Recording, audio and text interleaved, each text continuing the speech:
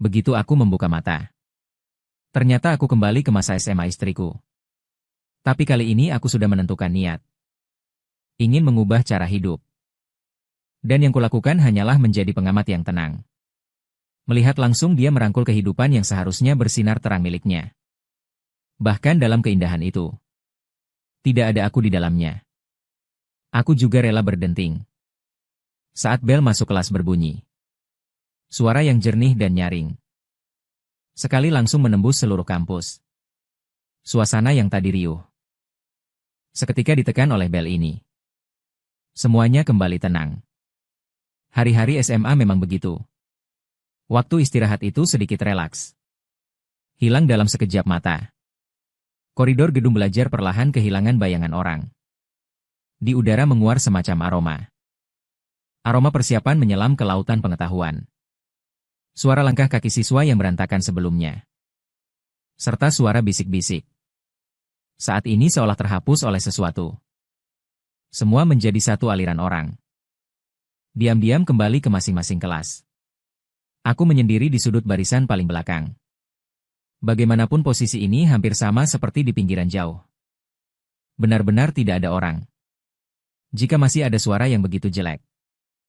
Mataku tidak pernah lepas dari pintu. Menatap mati diam-diam pada gadis yang baru masuk itu. Dia dipanggil Liu Ruyan. Nama itu cukup bagus kan? Hehe.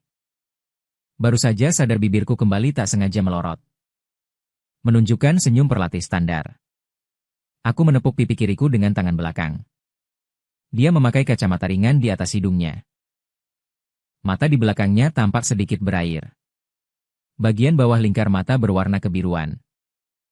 Tanpa harus berpikir aku tahu. Pasti tadi malam lagi begadang belajar. Di antara sekumpulan siswa yang memakai seragam serupa. Dia sebenarnya tidak aneh sama sekali.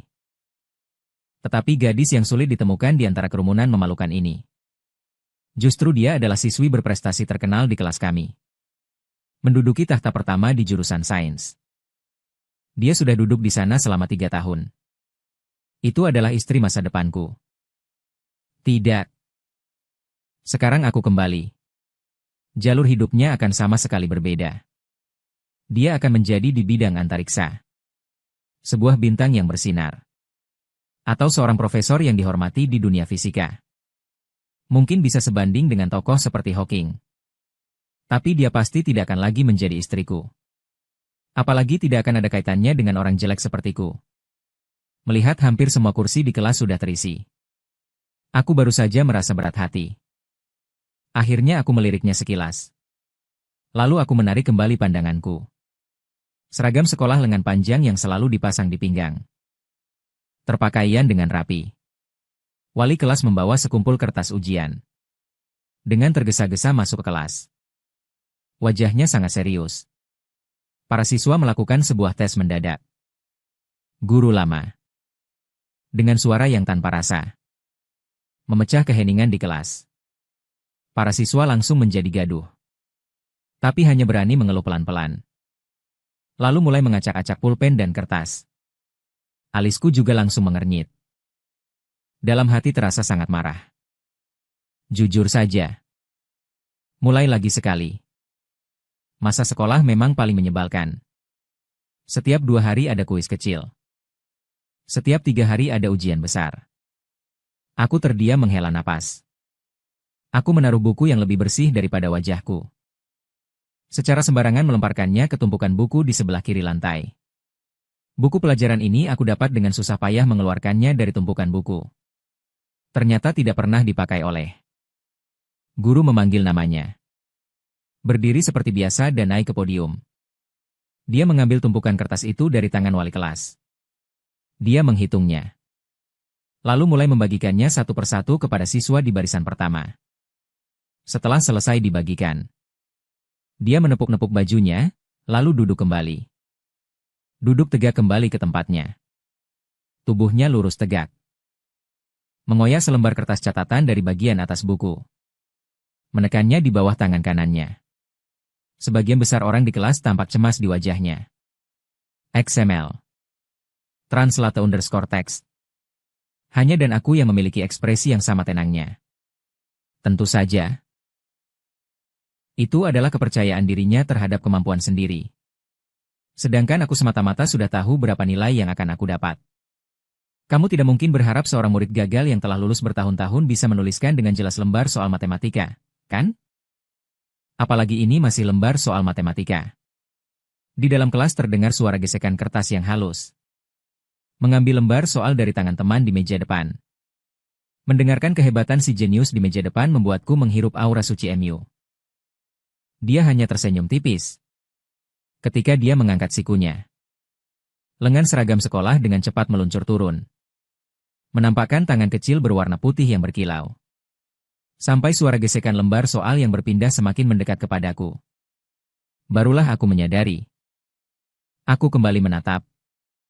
Terpesona sampai terhanyut. Aku benar-benar tidak tahan lagi. Sekali lagi aku menampar diri sendiri yang menggosok. Rasa yang datang ke wajah. Akhirnya memaksa aku menarik pandangan yang selama itu tertuju pada punggungnya. Aku mengangkat kepala dan melirik sekejap progres pengiriman lembar soal. Kira-kira hampir sampai ke mejaku. Seakan-akan jaraknya hanya 2 jari di samping bahu meja depan. Melihat bekas luka bakar di ujung jari telunjuk itu. Secara tanpa sadar aku mengulurkan tangan ke saku. Ternyata terdengar suara berdesis saat aku pegang. Itu ternyata setengah bungkus rokok. Di kehidupan sebelumnya, aku tidak pernah mempelajari pengetahuan serius di sekolah sama sekali. Kebiasaan buruk yang berantakan justru membuatku menumpuk banyak lembar soal. Dan masih bergerak menuruni. Tapi tak kusangka teman di mejaku berbalik. Dengan suara sangat pelan, dia berkata satu kalimat, "Tidak ada apa-apa." Setelah selesai, dia langsung berbalik lagi. Mulai menundukkan kepala dan berjuang.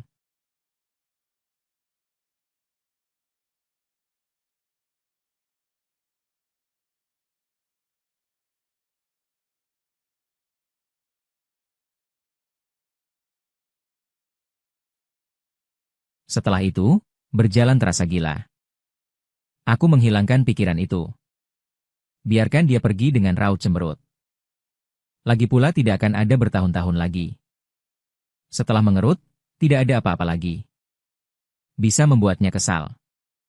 Sudut bibirku terangkat. Kepada dia kutunjukkan senyum cerah seperti anak laki-laki yang bersemangat. Ternyata alisnya semakin berkerut. Ekspresinya seperti melihat hantu. Senyum di sudut bibirku langsung runtuh. Namun tak kusangka ekspresinya segera kembali normal. Bahkan aku seperti menghela napas lega. What are you? Di kehidupan sebelumnya, paling banyak aku tidak suka belajar dan tidak melakukan hal yang menyimpang. Setidaknya, aku hanya berhasil merebut yang paling berharga pada masa mudanya saja. Menyadari hal itu, semangat di dalam hatiku langsung menghilang. Kepalaku pun terasa berat. Liu Ruyan.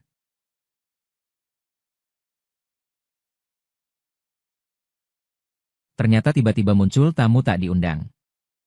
Sebuah lembar kertas putih membuat otak saya sakit. Aku mengangkat pandangan mengikuti jari tengah yang menempel pada leher. Tepat menatap mata Liu Ruyan yang tanpa emosi. Kamu tulis dulu lembar ini.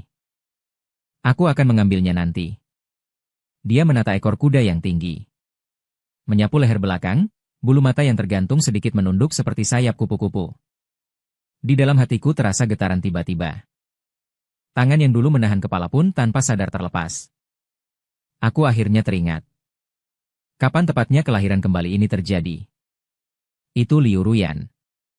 Kali ini dimulai dengan kebaikan yang diberikan secara adil oleh semua teman sekelas.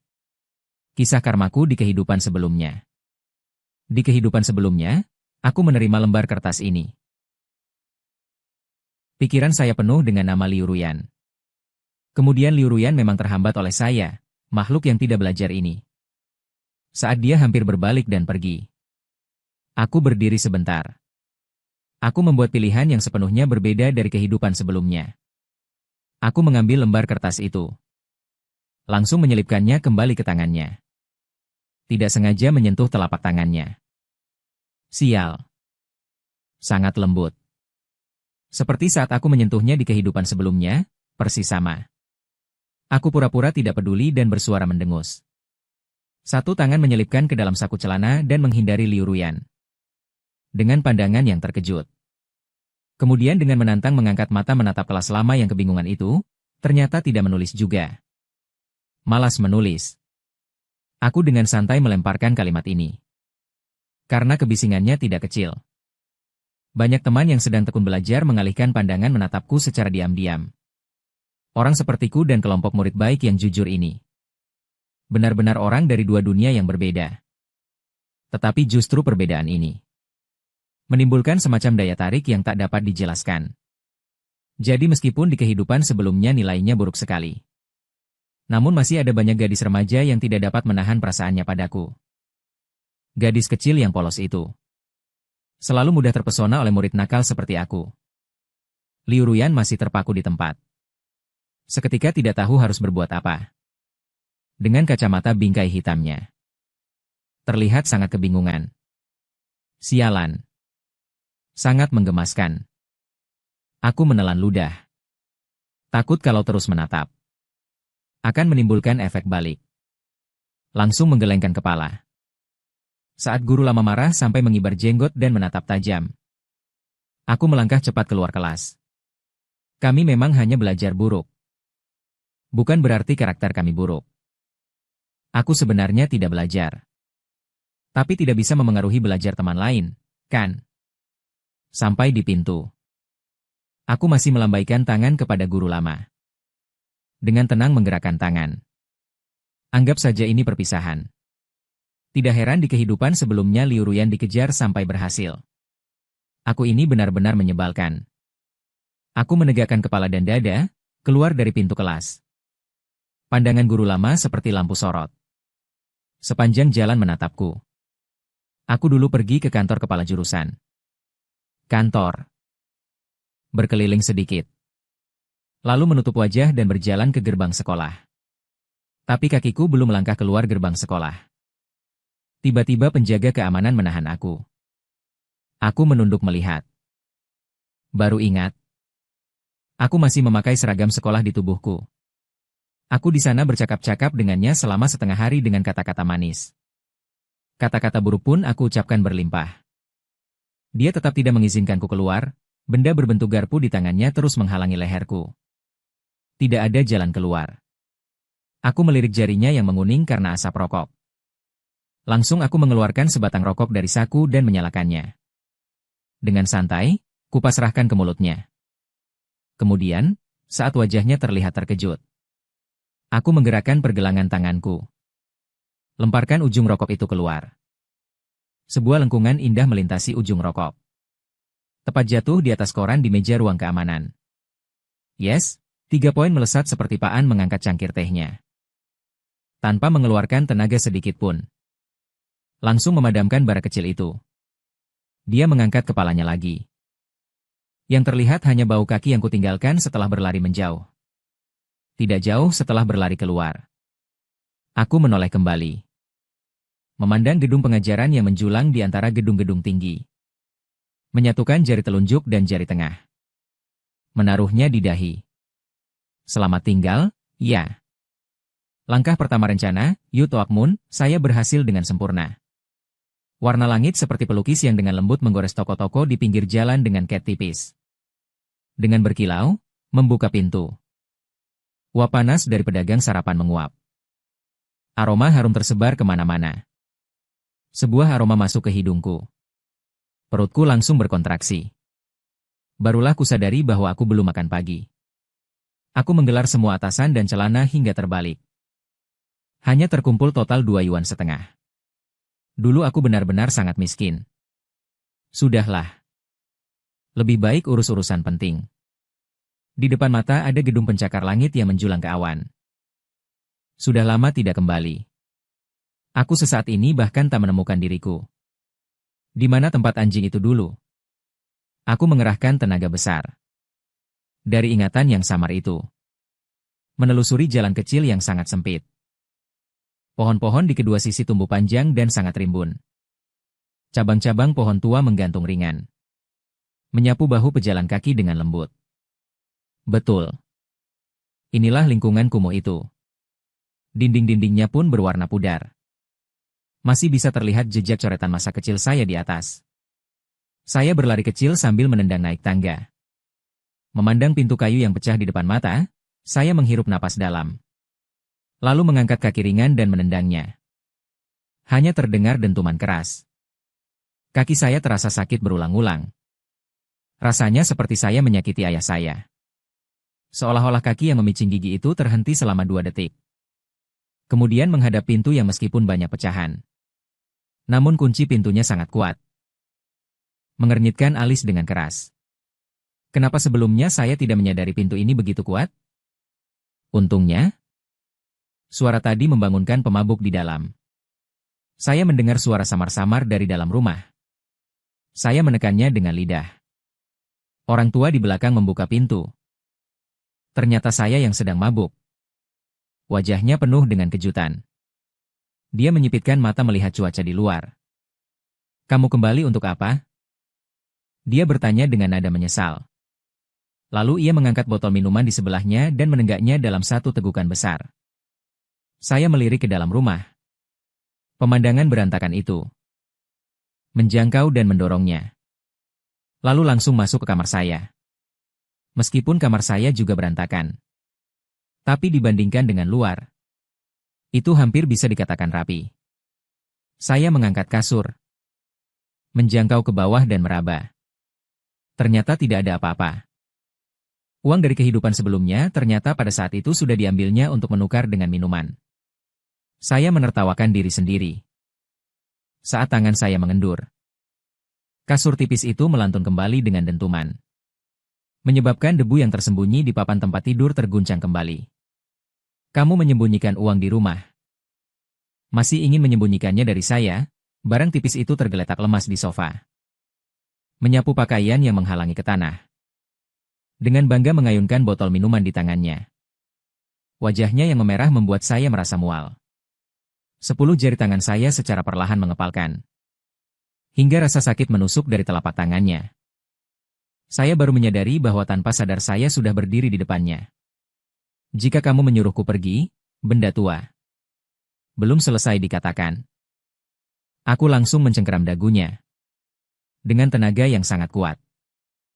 Membuatnya membuka mulut tanpa sadar. Menampakkan matanya yang kelaparan.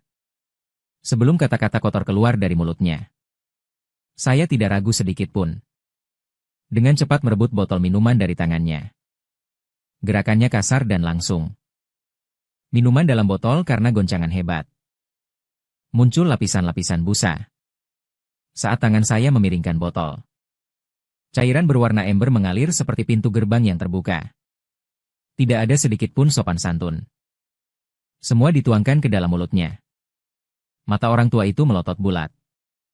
Suara geruap menggelegak keluar dari tenggorokannya. Dia ingin melawan. Tapi dia sama sekali bukan lawan bagi saya. Sebenarnya sejak lama. Kekuatan saya sudah lebih besar darinya. "Uangnya mana?" "Uang yang kau pakai untuk membeli minuman." Saya bertanya dengan suara keras kepadanya. Lalu melepaskan tangan. "Baik." Memberi dia kesempatan untuk menghela napas. "Anjing sial. Kau berani memperlakukan ayahmu seperti ini?" Barang tua itu langsung melompat dari tanah. Mengangkat tangan ingin menampar wajahku. Tapi dia minum terlalu banyak. Kakinya tidak stabil sama sekali. Satu langkah tersendat membuatnya jatuh kembali ke tanah. Cairan minuman yang menempel di tangannya lengket dan berminyak. Selain bau alkohol murah yang menyengat. Membuat perutku bergejolak seperti ombak besar. Saya malas lagi buang waktu dengan orang tua pemabuk yang tak berguna. Langkah besar maju ke depannya. Mencengkeram rambutnya. Menuangkan semua sisa minuman dalam botol ke dalam tubuhnya. Minuman mengalir keluar dari sudut mulutnya. Tetes-tetes jatuh ke pakaiannya. Meninggalkan noda-noda berwarna gelap. Bajingan tua. Kali ini akhirnya dia menyadari perbedaan kekuatan di antara kita. Insting bertahan hidup saya mengatasi kegelisahan yang dibawa alkohol. Kuku dia menggores lengan saya, menimbulkan beberapa bekas darah. Melalui mata orang tua yang berlumuran pembuluh darah. Saya melihat diri saya yang sekaligus tenang dan gila. Saya menundukkan kepala. Memaksa dia menatap saya. Dengan nada yang dingin seperti dia. Saya bertanya lagi kepadamu, uangnya mana? Orang tua itu menatapku dengan tatapan yang sangat asing. Kekuatan di tanganku menjadi lebih berat beberapa tingkat. Dia baru saja sadar kembali. Secara tidak sadar, dia langsung mengelus bajunya sendiri. Ternyata tersembunyi di sini. Aku melepaskan rambutnya. Dengan satu tarikan, aku membuka bajunya. Akhirnya menemukan beberapa lembar tiket merah itu. Sedikit-sedikit hanya beberapa lembar. Aku lagi melirik botol-botol minum yang berserakan di tanah. Di dalam hati tiba-tiba muncul rasa tak berdaya yang familiar. Itu adalah jeritan kesedihan yang kueluarkan saat berumur 18. Karena kemudian aku sudah menjadi kebal terhadap semua ini. Kemudian aku beradu muka dengan Liu Ruyan. Orang tua itu masih menjilat wajahnya. Mungkin mau ikut meramaikan. Namun aku menolaknya dengan tegas. Orang lain tidak mengerti. Bagaimana mungkin aku tidak tahu tipu muslihat kecilnya di dalam hati. Orang tua itu semata-mata hanya mengingat uang sumbangan saja. Aku berdiri. Dengan pandangan dari atas, aku melirik orang tua yang sedang menggaruk rambut sambil batuk kering. Tidak ingin menghabiskan bahkan 1 detik lagi. Langsung melontarkan pintu dan pergi. Jadi apapun keluhannya di belakang. Aku menganggapnya hanya angin di telingaku. Aku berlari cepat selama beberapa saat. Pemandangan di pinggir jalan semakin akrab. Hatiku yang gelisah akhirnya perlahan tenang kembali. Terutama ketika aku menengadah dan melihat bayangan bulan tipis di langit. Hatiku menjadi lebih mantap. Aku terus menengadah ke langit selama setengah hari. Ternyata begitu sadar kembali.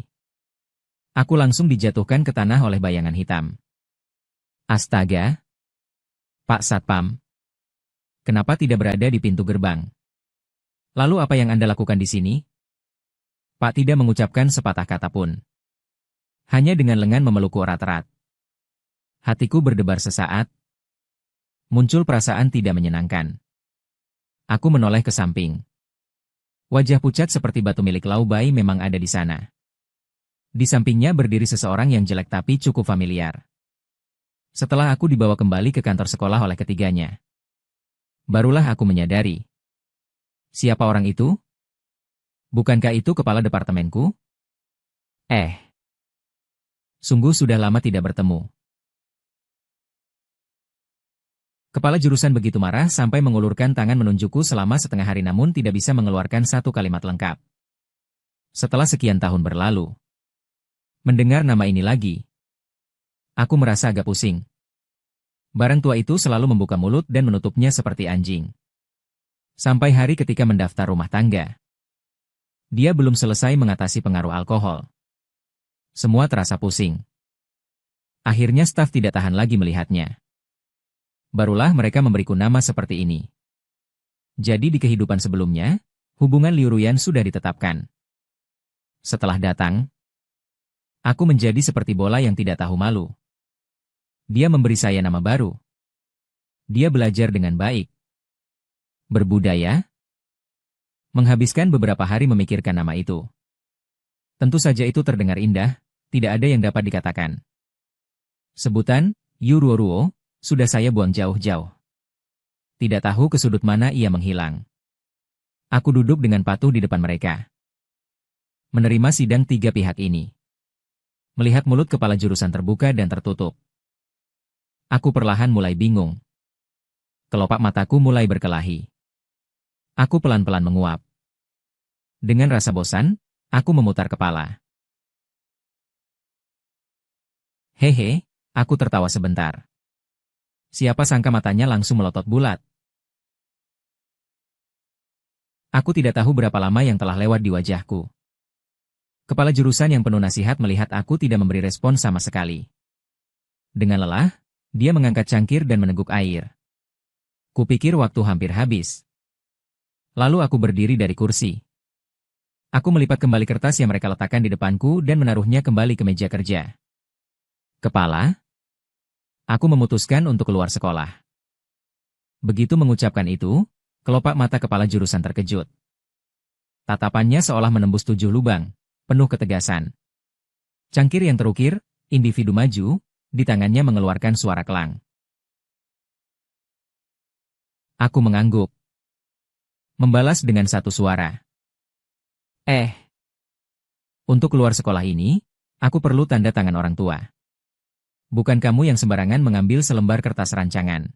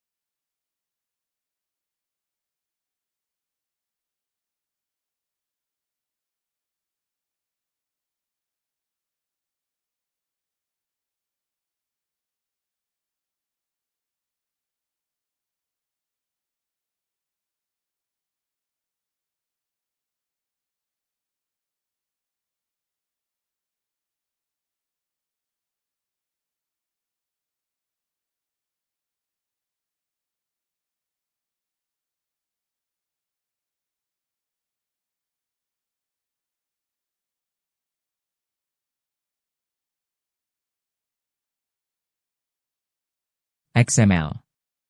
Translate_text. Tidak langsung menanggapinya, tapi malah berjalan ke tempat duduknya sendiri. Melepaskan jaket seragam sekolah. Menyodok semua buku di dalam meja belajar ke dalamnya. Jika benar-benar tidak muat, aku mulai memilih-pilih buku-buku yang masih cukup bersih dan yang belum terlalu digambar kutumpahkan ke atas meja. Kamu.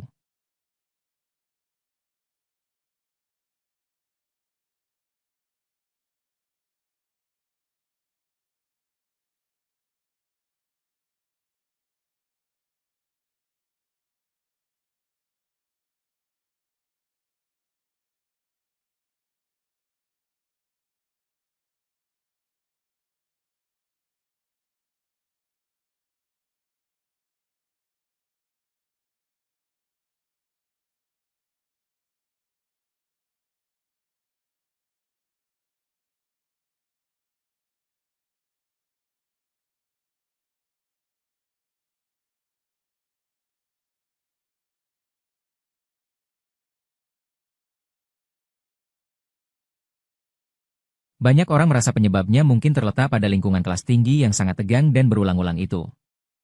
Tiba-tiba muncul aku, seorang yang tidak bisa diam.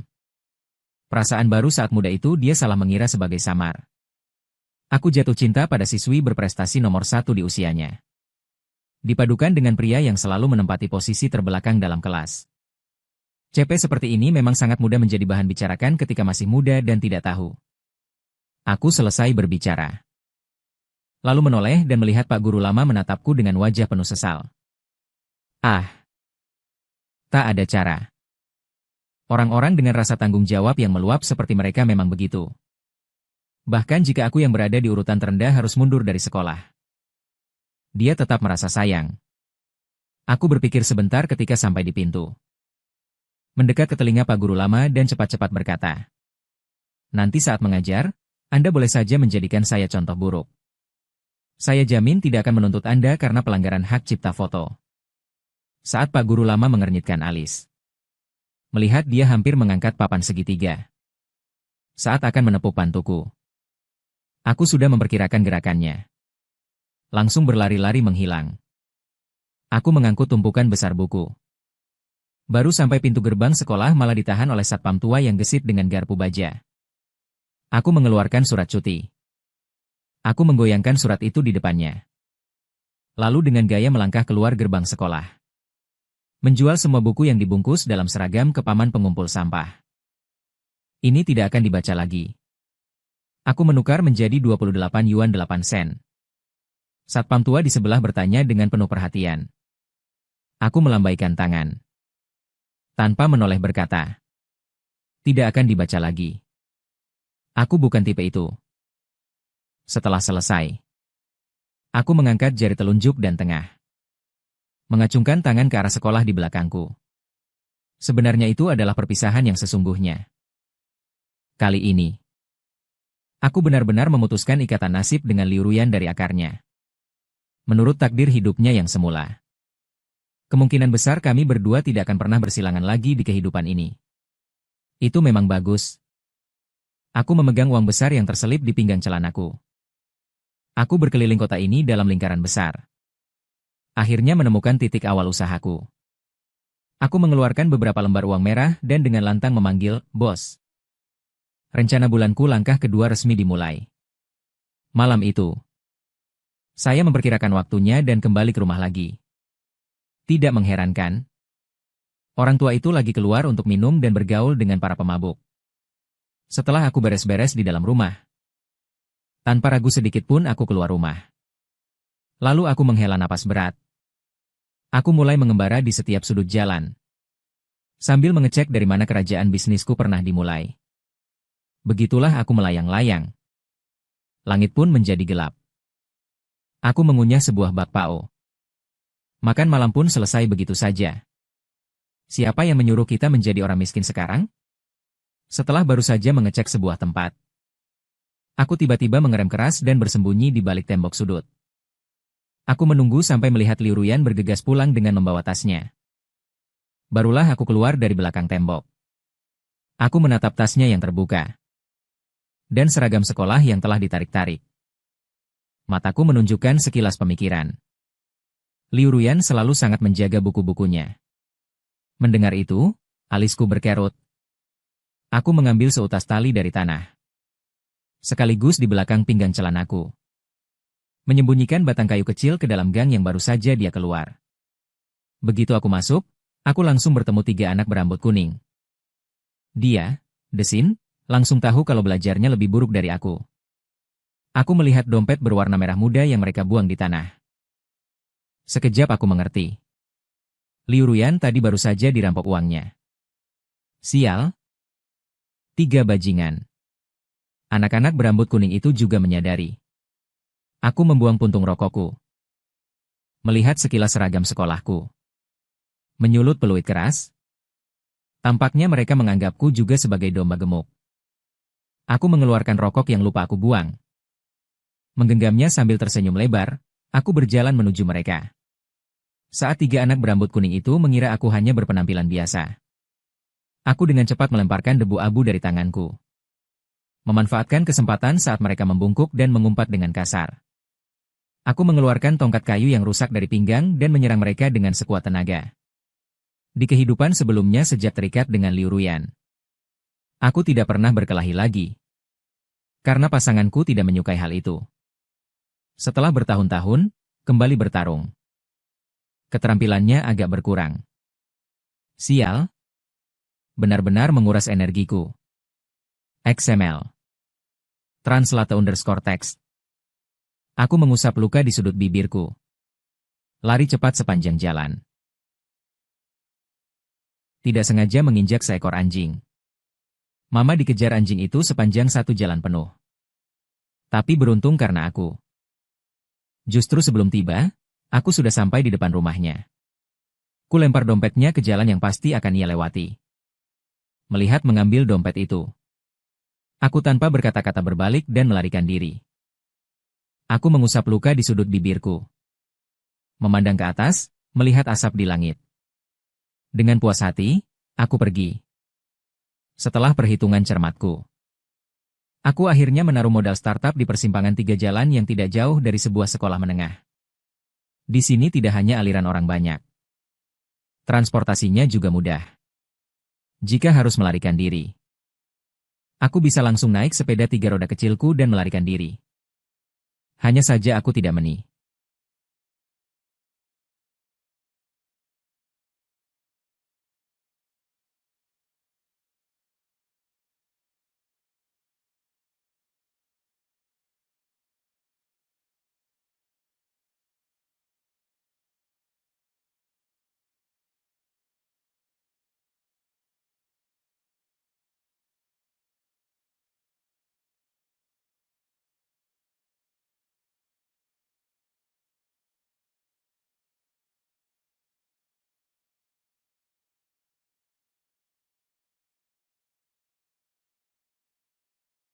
Membacanya lagi bisa ngapain? Dari tempat rusakku ini saja, kerja pun susah ditemukan. Lebih baik keluar lebih awal dan kerja sendiri. Aku sambil bersihkan loyang. Sambil melihat stan yang kosong.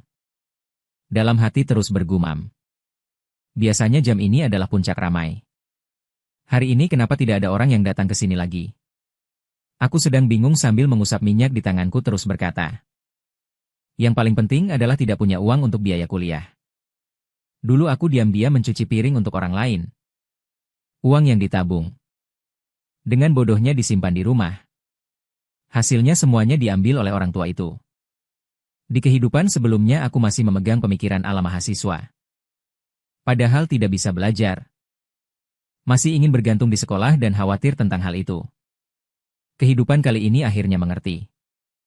Semua hal sudah dipandang terbuka. Aku menyeka wajahku. Lalu menunduk melihat pakaianku. Kemudian melirik para siswa di sekitar yang terus mencuri bibit ke arah sini. Hatiku semakin bingung. Kenapa mereka tidak datang? Saat aku ikut berpikir, secara tidak sengaja melirik ke arah sebelah, ada guru tua yang menahan bibir tanpa ekspresi. Aku langsung mengerti. Masalahnya terletak di mana? Aku juga tidak memperhatikannya. Senang atau tidak? Langsung saja kuselipkan sosis bakar ke tangannya. Jika aku tidak memegangnya. Kalau kamu tidak memegangnya, di sini tidak ada bisnis lagi. Guru tua masih belum mengerti maksudku. Sampai dia melihat sekelompok besar siswa tiba-tiba berbondong-bondong maju. Baru kemudian dia menyadari. Ternyata karena otoritasnya. Membuat anak-anak itu takut. Memang, siswa memang secara alami takut pada guru. Akhirnya ada tamu lagi. Aku tergesa-gesa mengumpulkan uang. Sibuk tak terkira. Sekilas terlihat guru tua masih berdiri di mana? Aku pun bertanya secara santai. Kali lalu ingin menguji bagaimana hasil ujian semua orang? Oh, cukup bagus. Semua tetap baik. Mendengar aku masih peduli pada teman sekelas. Ekspresi guru tua tampak sangat puas. Sosis bertepung di tangannya terasa sangat tinggi. Hatiku masih ada sedikit rasa terharu. Tidak kusangka Pak Kepala masih ingin membantu saya mendapatkan bisnis. Aku pura-pura tidak sengaja menanyakan lagi satu pertanyaan. Juara pertama masih Liu Ruyan, kan? Apakah itu masih perlu dikatakan? Liu Ruyan pasti yang pertama. Stabil tidak lari. Ada sesuatu dalam nada Banban. Ya. Ternyata aku tidak sengaja mengangguk. Benar. Liu Ruyan selalu begitu luar biasa. Jika di kehidupan sebelumnya dia tidak menikah denganku. Tidak terbebani oleh aku dan anakku. Dia seharusnya menjadi sosok yang berdiri di puncak sehingga banyak orang mengaguminya. Minyak di atas wajan mengeluarkan suara berderak. Tetesan minyak yang memercik terasa agak panas. Aku melihat sekumpulan siswa yang gelap menutupi di depanku. Dia tiba-tiba menyadari. Hari ini bukan akhir pekan. Pak Ban? Hari ini kamu tidak mengajar? Pak Ban melihat aku sendirian agak tertekan. Namun datang. Lalu mengulurkan tangan yang sedang tidak terpakai untuk membantu saya mengumpulkan uang. Tidak perlu hari ini kelas 3 SMA pergi mendaki. Kami di sini baru saja kembali. Aku hanya melangkah sedikit lebih cepat. Dia sambil berkata tidak bisa menahan kekagumannya. Ah! Sekarang kondisi fisik para siswa ini sungguh tidak memadai. Satu persatu berjalan lebih lambat daripada aku, orang tua ini. Kata-kata itu masuk ke telinga. Hatiku langsung berdebar. Muncul firasat buruk. Saat aku mengangkat mata, aku langsung melihat Pak Ban. Sedang dengan semangat melambaikan tangan ke arah jauh. Sosis panggang di tangannya. Minyak yang menetes mengalir di sepanjang tusuk. Semua menetes ke tangannya. Memandang ke arah dia. Sebuah barisan panjang siswa muncul di pandangan. Cukup dengan satu pandangan. Aku langsung menargetkan Liu Ruyan di antara kerumunan. Dia sedang mengobrol pelan dengan teman-temannya di sekitarnya. Sudut bibirnya menampakkan senyum malu. Wajahnya tampak santai, sesuatu yang jarang terlihat. Aku cepat menundukkan kepala. Dengan cekatan sibuk mengerjakan pekerjaanku.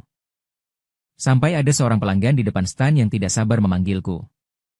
Kepalaku semakin tertutup lebih dalam. Sungguh ingin sekali aku bisa langsung menancap ke dalam loyang. Ah! Teman-teman kelas semua datang lewat ke sini.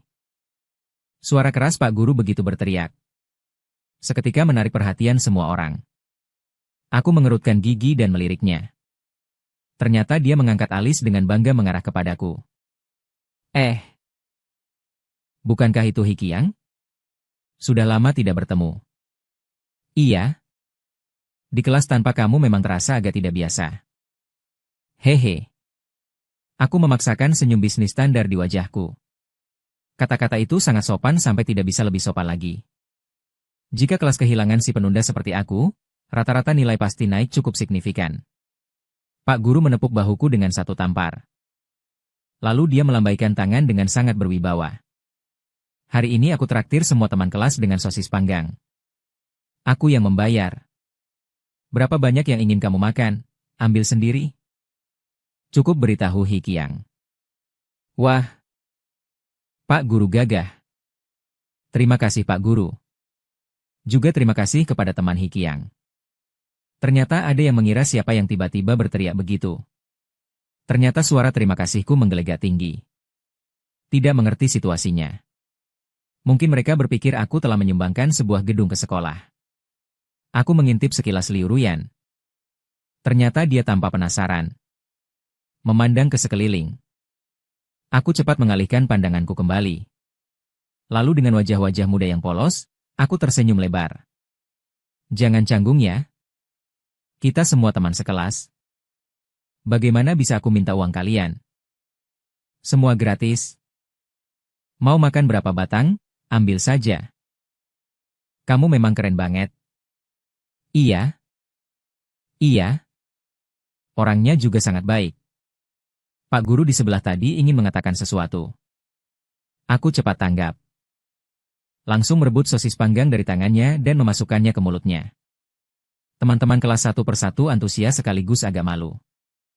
Mereka menendang uang tapi tetap ingin memberi kepada saya. Apapun cara saya menghalangi, ekor mobil tidak membawa uang lagi. Ya. Sangat menggodok tapi malu mengambil secara gratis. Akhirnya terpaksa saya harus mengumpulkan kantong uang. Satu persatu saya serahkan dengan tangan ke mereka. Jika terasa sangat malu, saya langsung saja menaruh sosis panggang ke mulutnya. Sederhana dan efisien. Sejujurnya, meskipun saya tidak bagus dalam belajar, tapi saya cukup menyukai kelompok siswa ini. Pikiran? Sederhana, tidak ada niat buruk. Kalau begitu meskipun ada guru senior di samping membantu, saya tetap langsung sibuk sampai terbang. Saya menatap sosis panggang di paling kanan yang berwarna keemasan dan renyah. Dengan hati-hati mengangkatnya. Pertama mengoleskan satu lapis saus tomat. Lalu di atasnya dengan lembut menaburkan sedikit bubuk cabai. Liu Ruyan, ini untukmu. Saat namanya keluar dari mulut saya merasakan dada saya bergejolak panas. Liu Ruyan tampak agak terkejut. Dengan mata berkilau pedas, dia mengambil sosis panggang dari tangan saya. Sebenarnya dia tidak bisa makan pedas. Namun selalu tidak bisa menahan keinginannya. Di kehidupan sebelumnya, saya selalu memesan makanan pedas saat pergi makan bersamanya. Daripada membawa satu porsi yang tidak pedas. Wah! Liu Ruyan. Sosis panggang ini terlalu sempurna, kan? Benarkah? Liu Ruyan mengunyah gigitan pertama dan langsung matanya menyipit karena bubuk cabai di atasnya. Matanya? Dan tanpa sadar menggerakkan lidahnya. Saya berpura-pura terlihat sangat terkejut. Serius?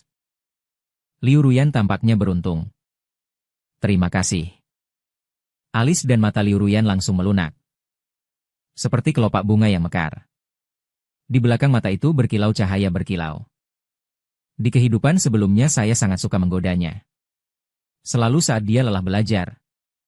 Diam-diam saya mengambil matanya. Kemudian mencium alis dan matanya. Sambil melihat mata kebingungan itu. Memeluknya erat-erat.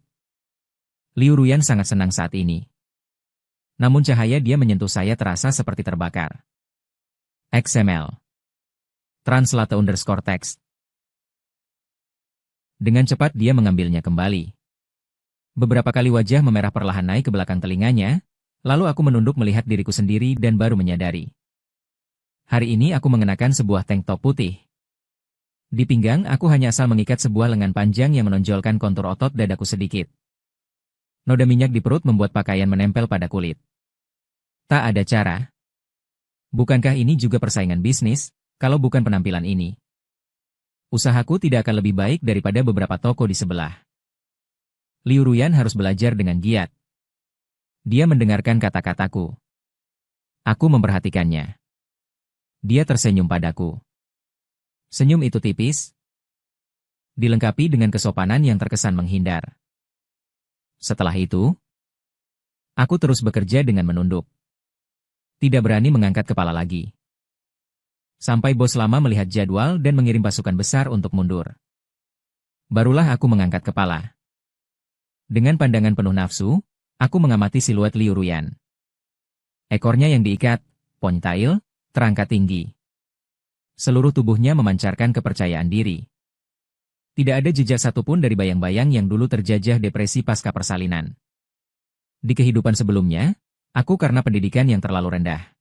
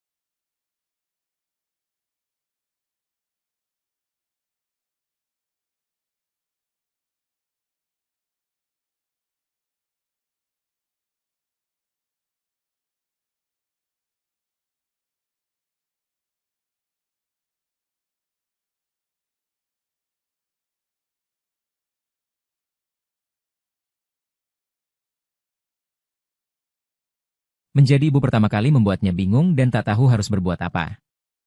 Semua hal yang terjadi digabungkan. Memaksa dia menjadi ibu rumah tangga secara paksa. Dia dulunya adalah orang yang sangat hebat. Namun tak berdaya terkurung mati di rumah. Seperti mawar yang mekar dengan indah. Secara perlahan mengering setiap hari. Aku kemudian berpikir lama. Aku mengerti. Bulan purnama tergantung tinggi. Hati menjadi muram dan dingin. Orang sebaik Liu Ruyan tidak seharusnya dibatasi oleh keluarga. Tidak seharusnya dipaksa menjadi istri. Dia seharusnya menjadi Liu Ruyan. Dan hanya bisa menjadi Liu Ruyan. Bukan istri siapapun. Ibu siapapun bintang-bintang meski mengarah ke bulan di langit. Namun menyesal karena bulan tinggi tak dapat melihat Liu Ruyan. Dia sejak awal tidak seharusnya ditunda oleh orang sepertiku. Bayangan teman-teman perlahan menjauh. Aku berdiri di tempat, menatap punggung mereka yang penuh energi satu persatu. Bos memberi satu sosis panggang. Seorang pelanggan menyerahkan 3 potong. Aku dengan antusias mengambilnya. Zhao Li menanyakan ada apa yang dia inginkan. Aku begitu sibuk sampai gelap. Baru saja bersiap menutup kios. Lalu terlihat barang tua itu dengan botol alkohol yang garang menyerbu ke arahku. Bahkan menenggakkan banyak ke mulut. Seperti memberi semangat pada diri sendiri. Aku mengerutkan alis dengan sedikit terkejut. Aku tidak menyangka pemabuk yang terus-menerus mabuk dan tidak sadarkan diri itu bisa menemukan tempat ini. Lebih lagi aku tidak menyangka. Kau berani menjual semua barang di rumah. Apakah aku memberi muka padamu?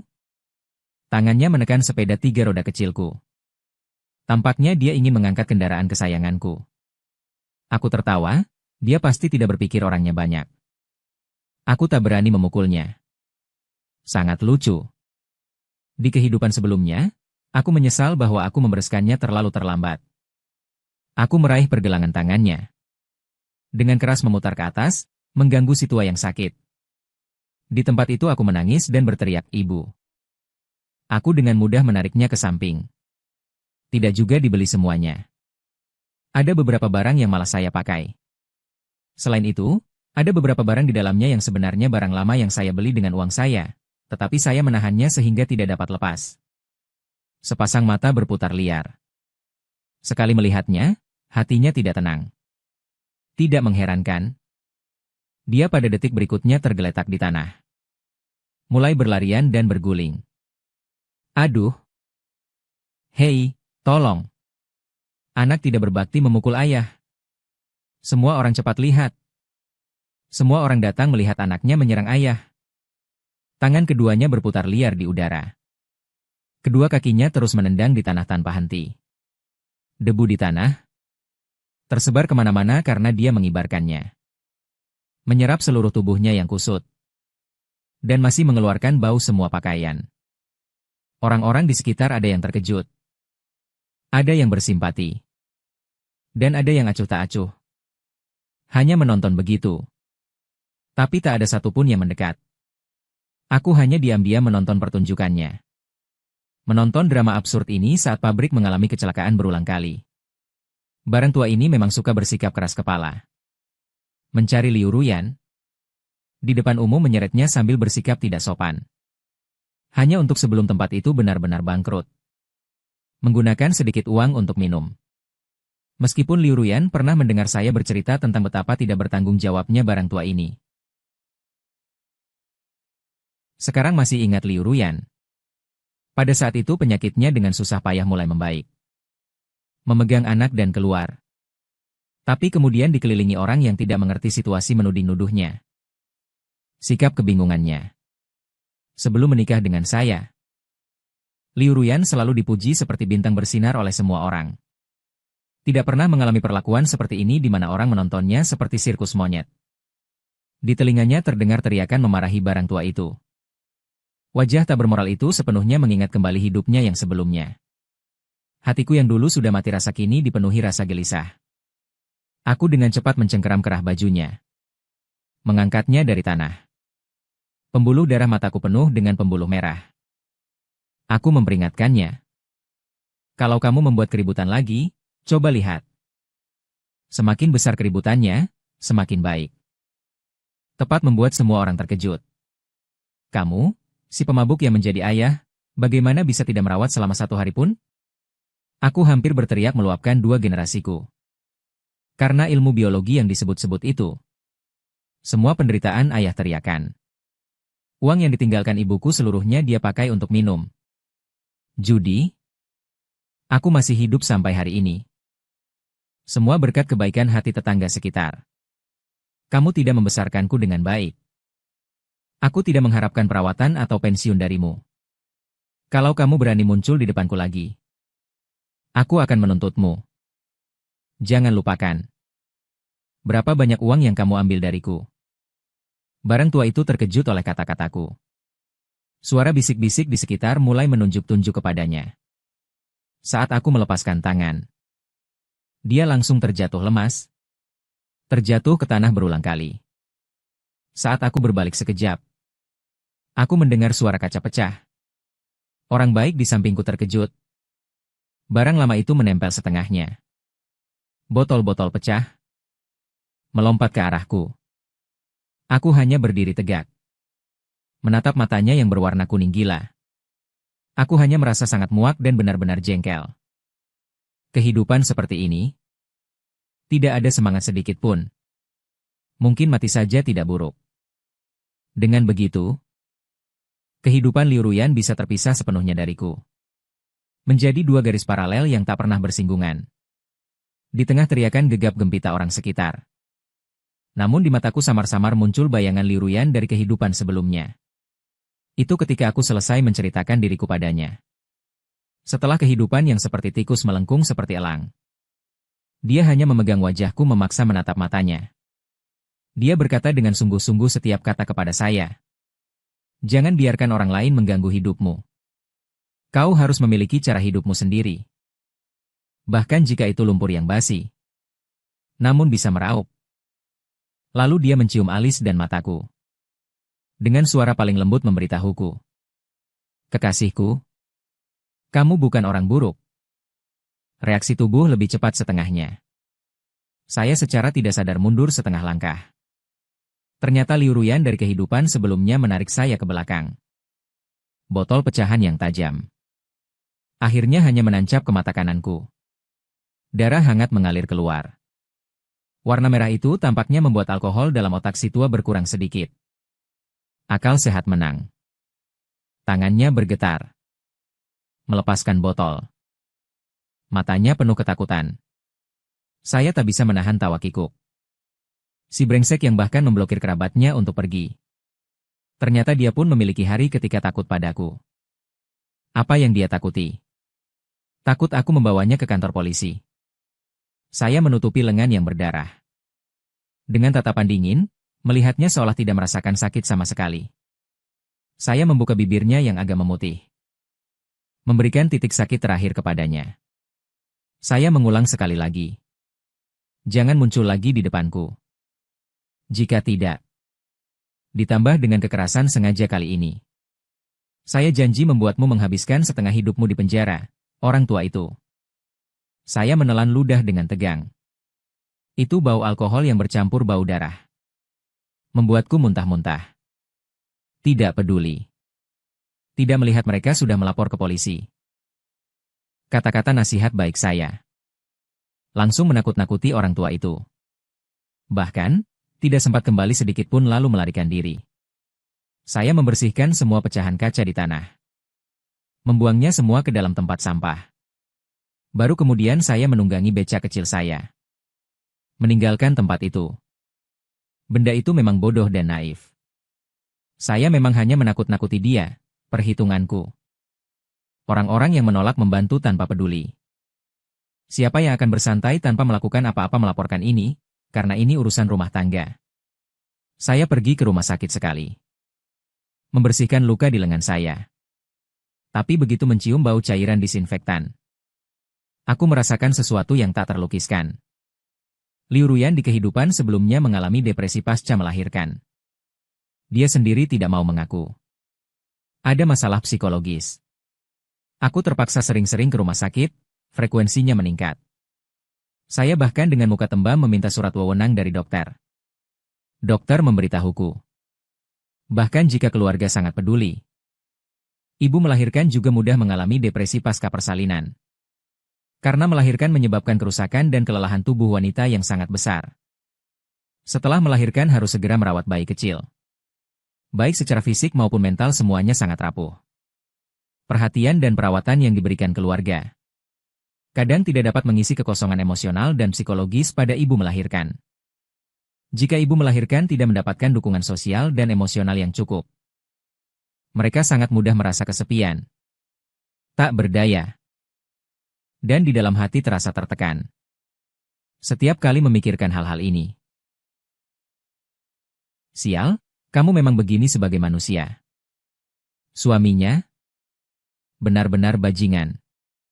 Tapi Liu Ruyan sendiri sedang sakit. Dan selalu membalas dengan menghibur saya. Dia mengerti betapa sulitnya saya berlari di dua arah, isteriku. Kekasihku. Sialan. Bagaimana dia bisa begitu baik? Saya segera keluar. Akhirnya kembali ke tempat hati saya yang tenang di bawah lubang jembatan. Namun ketika saya mengintip, sulit menemukan yang bagus. Saya pada saat itu tidak dapat menahan diri, keluar dan melontarkan makian keras ke langit dan bumi. Benar-benar terkejut. Biasanya saya bercanda pada diri sendiri. Ini adalah sarang anjing. Tapi tidak kusangka ternyata ada sifat anjing di dalamnya. Berlari ke sini untuk buang air besar. Saya sambil mengumpat, membersihkan selimut. Sambil berbaring di atas permadani. Melalui atap tenda. Jendela langit sederhana yang saya gali sendiri. menatap bulan di atas langit. Bulan, oh bulan. Bulan, oh bulan. Mohon, tolong lindungi kekasihku. Agar dia sepanjang hidupnya selamat. Tidak ada lagi. Di hari-hari berikutnya, secara kebetulan saya bertemu Liu Ruyan. Setelah pertemuan pertama, saya tidak pernah lagi melihatnya. Setelah ujian masuk perguruan tinggi selesai, saya bertemu lagi dengan Liu Ruyan. Saya mengurus bisnis kios. Saat itu membuat saya takut, jadi langsung pindah ke tempat lain untuk berjualan. Selalu menghindar sampai dia pergi ke luar negeri untuk kuliah. Kami berdua tidak pernah bertemu lagi. Begitu bagus. Kehidupan yang bersinar terang itu akhirnya akan mulai. Hari demi hari terus berpindah ke jarak. Terakhir kali saya bertemu sudah berlalu 2 tahun. 3 bulan. 5 hari. Sejujurnya, saya sendiri juga tidak ingin mengingat bakat ini. Saya siapa yang membuat bakat kami luar biasa? Di kepalaku tanggal itu otomatis muncul. Saya sempat berpikir bahwa saya telah terbangun bakat yang luar biasa. Ternyata saya meminjam materi belajar seorang siswa menengah. Sekali lihat, waduh, kedua mataku melotot. Ternyata saya memang bukan tipe yang cocok belajar. Bos datang membawa 1 sosis panggang. Dan suara ini begitu akrab. Saya dengan gesit menambahkan rasa kebas dan lilin. 1 tangan menerima uang. 1 tangan lagi menyerahkan sosis panggang. Melihat terpaksa mengerang karena kepedasan. Saya sambil tertawa. Sambil membuka sebotol air untuknya. Kamu terlalu hebat. Berpindah-pindah tempat berjualan. Kamu bahkan bisa menemukan ini itu. Saya demi menghindari. Setiap libur langsung pindah tempat. Tapi terus muncul seolah-olah dengan GPS. Munculnya yang tak tergoyahkan seperti petir. Bos menatap saya dengan bangga. Dengan hati yang puas. Menyentuh dan menepuk birnya yang sedikit menonjol. Itu disebut kemampuan. Saya tersenyum ringan. Melihat kepalanya yang semakin jarang rambutnya. Tak tahan untuk mengingatkannya. Usia Anda juga tidak muda lagi. Kurangi mengonsumsi makanan berlemak dan garam tinggi ini. Waspada 3 risiko tinggi, tekanan, gula, lemak. Namun dia dengan acuh menggerakkan tangannya. Saya pun tak berdaya mengangkat bahu. Lalu mengantar pergi 1 pelanggan lagi. Saya mengeluarkan dari dada sebuah kotak kecil berwarna merah beludru. Mata kelas saya semakin tak henti memberi saya kegembiraan. Itu tidak. XML. Translate_text. Baru-baru ini bukannya disebut kehilangan hari, kan? Aku takut kalau pergi nanti akan memalukan sehingga tidak muncul. Hadiah itu harus diganti. Dan kamu, anak ini, takut dengan kata-katamu yang begitu. Lauban melemparkan tusuk bambu yang ada di tangannya. Sambil mengusap tangan dengan kuat pada bajunya. Baru kemudian ia menerima hadiahku. Pulpen? Hei, ini aku suka banget, tidak tahan. Bahkan beberapa helai rambut tipis di kepalanya tampak menari. Aku jadi penasaran. Bukankah cuma hadiah kecil saja? Tapi mengapa membuatnya begitu senang? Bagaimana?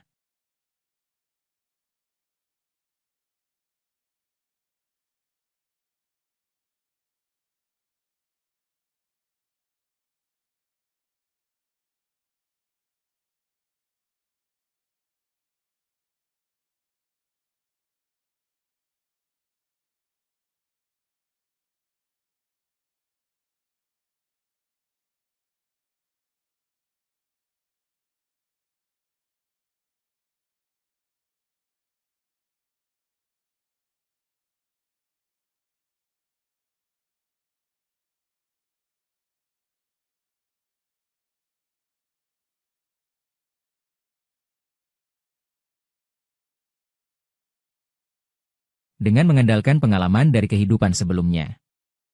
Saya selain menjual, juga mengurusi beberapa barang lain. Mungkin berhasil meraih sebagian besar pasar. Sudah lama menabung sejumlah uang.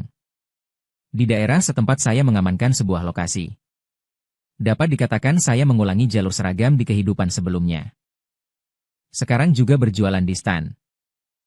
Semata-mata hanya hobi pribadi.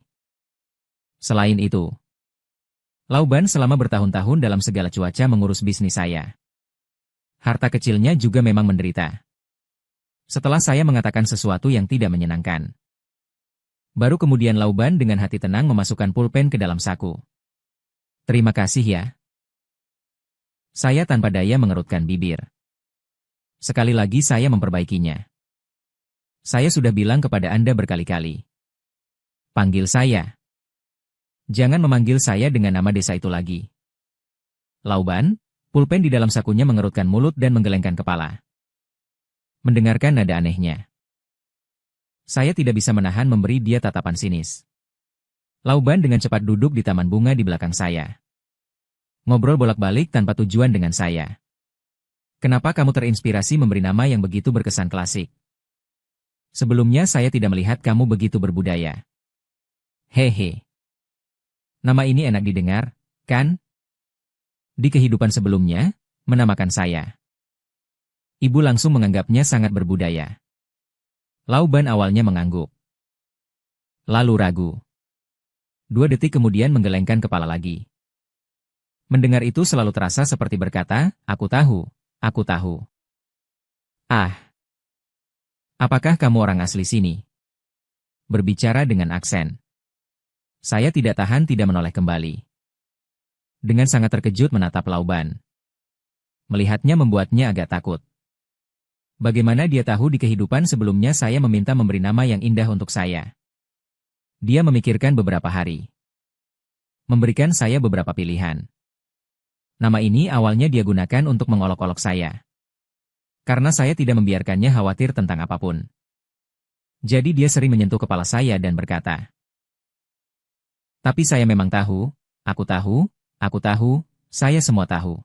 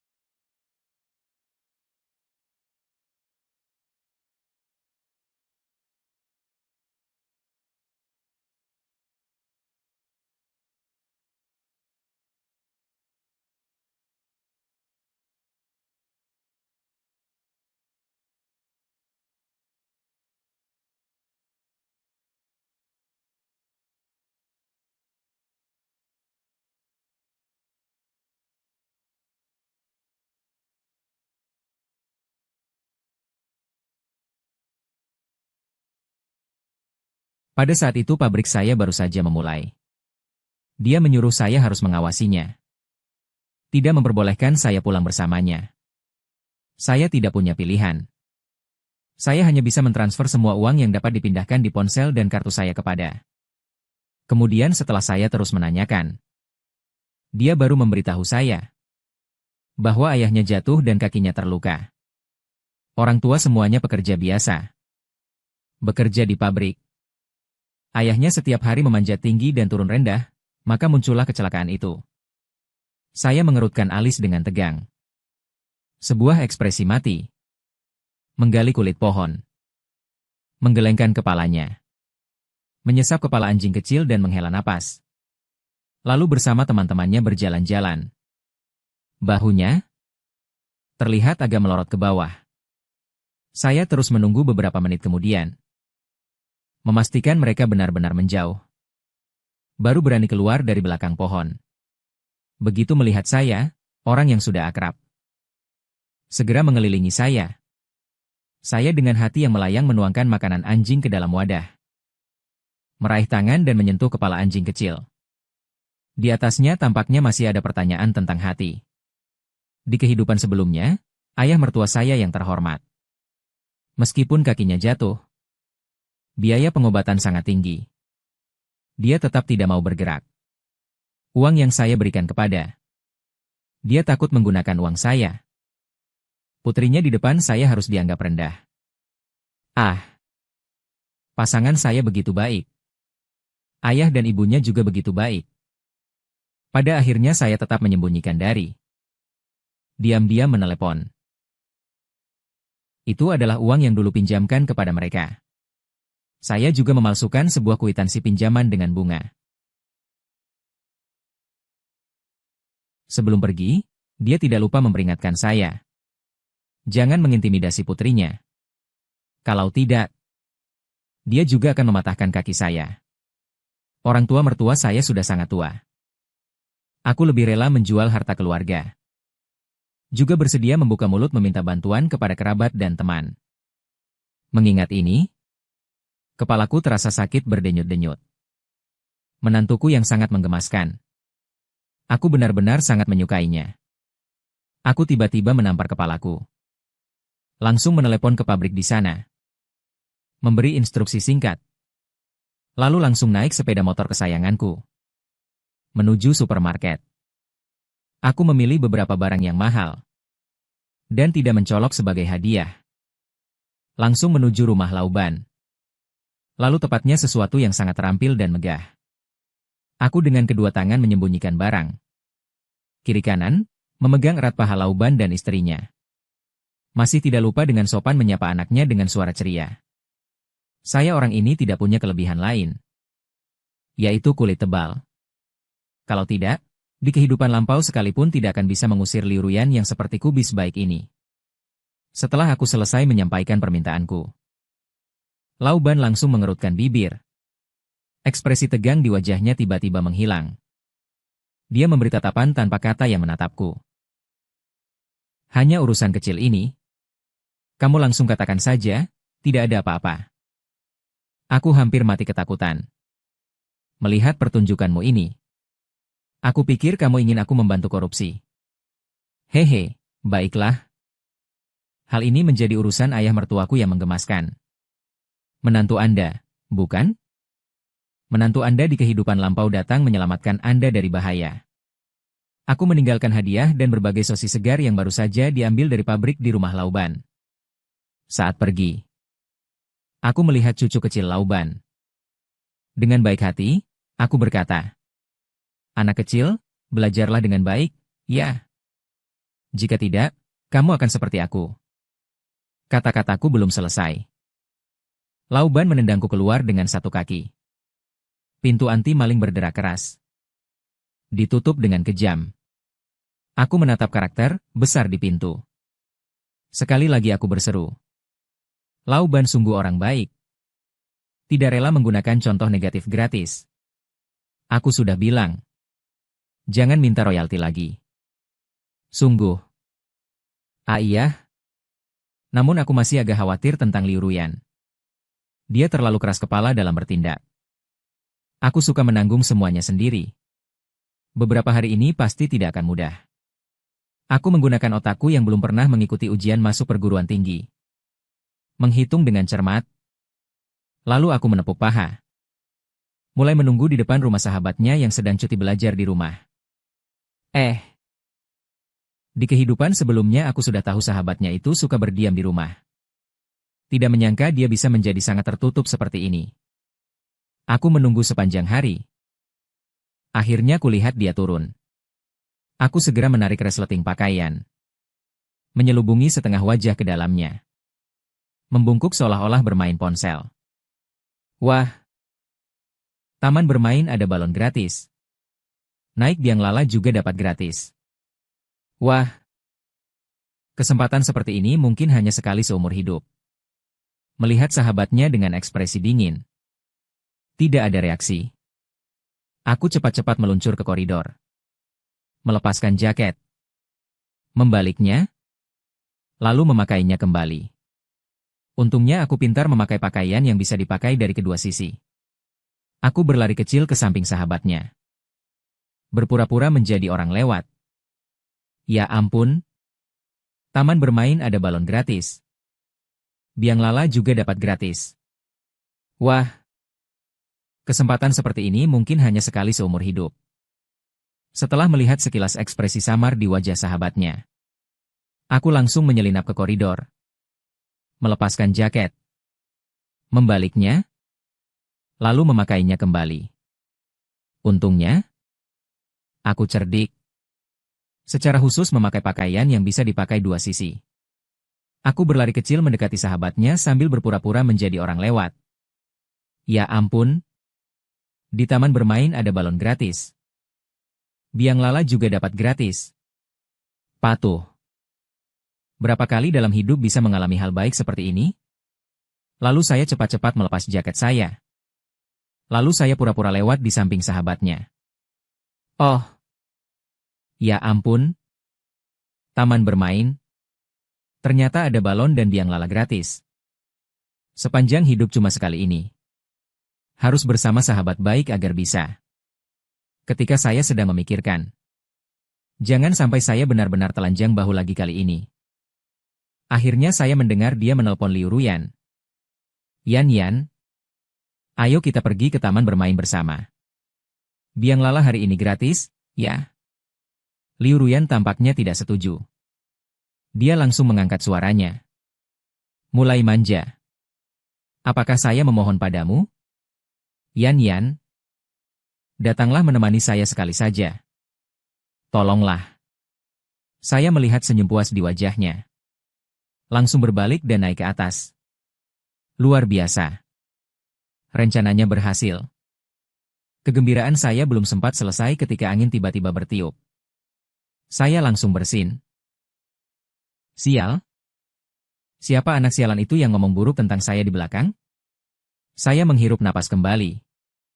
Lalu saya lagi memakaikan jaket kembali. Menurut kebiasaan Liu Ruyan, waktu dia berdandan biasanya tetap pada pukul 3:50 menit. Jadi saya benar-benar punya waktu untuk santai berkeliling taman bermain. Saya baru saja hampir selesai.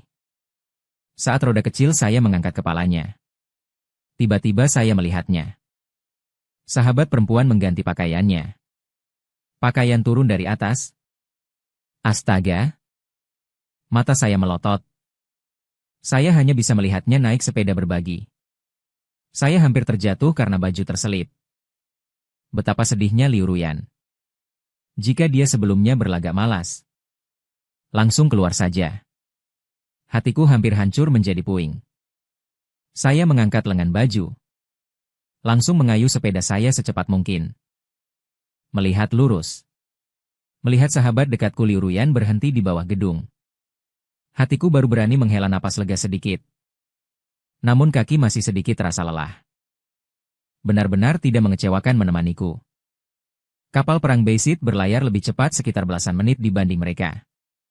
Cepat, aku. Aku mengenakan boneka mengapung di tengah taman bermain, menatap Liu Ruyan. Dia terlihat sedikit rambutnya berantakan dibanding sebelumnya. Hanya menata sederhana di belakang kepala. Di bawah matanya ada sedikit noda hitam kebiruan. Dia melangkah cepat ke depan. Dia mengulurkan balon bunga matahari yang terus dipeluk erat di tangan kirinya ke depan Liu Ruyan. Juga dengan cepat menambahkan satu untuk sahabatnya. Liu Ruyan tampak sangat terkejut. Matanya langsung bersinar. Bibirnya tak bisa menahan untuk tersenyum tipis. Akhirnya hanya meniru ekspresi murung itu. Terima kasih. Dia mengambil balon. Dengan sopan. Menyerahkannya dengan hati-hati. Lalu berjalan melewati sisi saya. Sahabat di sebelahnya bersemangat mengarah ke lengannya. Lihatlah. Yan Ye. Aku bilang ada balon gratis, cepat pergi. Roda Ferris juga gratis. Saya pura-pura membagikan balon. Tidak terlalu jauh, tidak terlalu dekat. Mengikuti mereka dari belakang. Mendengarkan sahabatnya terus menghiburnya di sana. Yan, jangan selalu mengerutkan alis. Bukankah biaya medis paman sudah selesai? Tuhan masih memandang baik kalian. Siapa sangka sosis yang dibawa Lauban itu ternyata memenangkan hadiah utama? Tapi aku selalu merasa hal ini tidak nyata. Tidak ada yang perlu ditakuti. Mereka sudah mendapatkan uang. Tapi memang benar. Liu Ruyan tersenyum lembut. Tanpa sengaja mengikat balon bunga matahari itu ke pergelangan tangannya. Jika kamu berkata begitu. Sutradaranya memang Tuhan yang memihak padaku. Setelah mendengar percakapan mereka. Balon di tanganku juga selesai dibagikan. Sebuah hati akhirnya kembali sepenuhnya ke perut. Urusan lauban ini memang dapat diandalkan. Hehe. Bisa memikirkan taktik cerdik seperti mengelilingi Wei untuk menyelamatkan Zhao ini. Aku sungguh jenius. Tapi aku baru saja berasa bangga. Tidak lama berselang. Liu Ruyan dan sahabatnya sudah sampai di depan Biang Lala. Sambil mereka mengantri, aku berdiri di belakang mereka. Berusaha memberi isyarat pada petugas di sana. Saat mereka tiba, petugas yang sudah menerima uangnya tersenyum sangat cerah. Langkahnya maju menyambut mereka. Wah! Dua nona cantik. Keberuntungan kalian memang luar biasa. Kebetulan kalian adalah tamu ke-100 siang ini. Jadi naik Biang Lala gratis. Setelah petugas selesai berkata, langsung memasukkan 2 bunga ke dalam tangan Liu Ruyan. Sinar matahari menembus lapisan awan tipis, menjatuhkan cahaya berbayang, menutupi seluruh tanah dengan lapisan pasir keemasan. Dia menundukkan kepala. Dengan lembut menghirup bunga indah di tangannya. Gerakannya sangat lembut. Seolah takut mengganggu keindahan yang turun dari langit. Mata Liu Ruyan sedikit terpejam. Wajahnya memancarkan ketenangan yang tak terucapkan dan kepuasan seakan seumur hidup. Setiap hari ketika aku berjualan, aku selalu membeli 1 bunga untuk Liu Ruyan. Biarkan dia tidak berada. Dan akhirnya, pemilik toko bunga sudah mengenalku. Saat kami membeli bunga untuk pernikahan, dia khusus memberikan diskon 20. Hehe. Bunga ini ku pilih sendiri. Liu Ruyan pasti suka. Hehe. Liu Ruyan memeluk lengan sahabatnya dan naik Biang Lala. Menunduk dengan senyum di mata. Mengamati taman bermain ini dengan santai. Aku merasakan pandangannya melintas ke arahku. Langsung mengangkat kedua tangan ke atas kepala. Membuat hati besar. Aku samar-samar melihat Liu Ruyan menepuk lengan sahabatnya. Membuatnya juga cepat melihat Biang Lala. Perlahan berputar. Aku mengangkat kepala. Hanya diam-diam menatapnya. Berputar satu lingkaran demi lingkaran. Di kehidupan sebelumnya, aku dan Liu Ruyan memang terbentuk di kincir raksasa ini, kincir raksasa. Kincir raksasa. Tolong bawa semua kekhawatiran pasanganku pergi. Kincir raksasa perlahan berhenti. Liu Ruyan dan sahabatnya berjalan turun sambil berpegangan tangan. Rambut pecah di dahinya tersapu angin lembut. Dan bercampur dengan aroma bunga di sekitar. Saat lewat di sampingku, aku mendengar sahabatnya berkata, Liu Ruyan, keberuntunganmu memang bagus. Aku juga berpikir begitu. Liu Ruyan kemudian mencoba banyak wahana lagi. Aku selalu berdiri tak jauh dari mereka.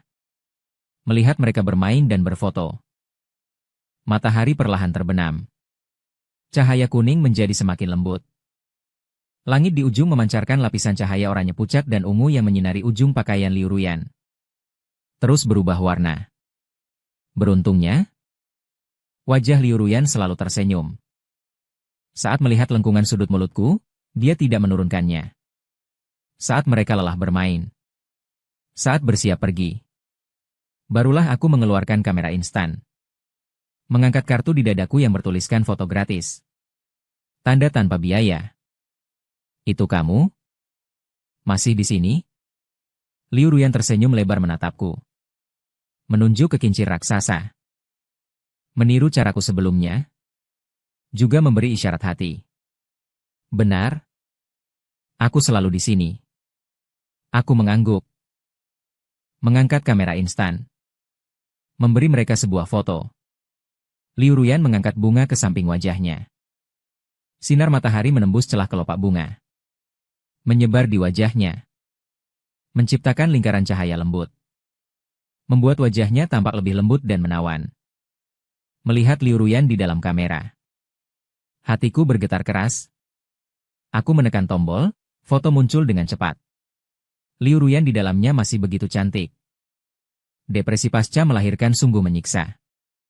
Setelah Liu Ruyan sakit di kehidupan sebelumnya. Akan karena suatu masalah tiba-tiba berteriak tanpa alasan. Menunggu dia menenangkan diri. Lalu dia menutup wajahnya. Sambil menangis. Sambil meminta maaf kepadaku. Pada saat itu dia memecahkan semua cermin di rumah. Karena dia tidak dapat menerimanya. Di cermin, tubuhnya tampak berubah. Wajahnya juga pucat. Setiap hari ia merasa dendam tanpa alasan. Terima kasih Liu Ruyan yang tersenyum padaku. Menerima foto yang ada di tangannya. Bersama sahabatnya berbisik pelan-pelan.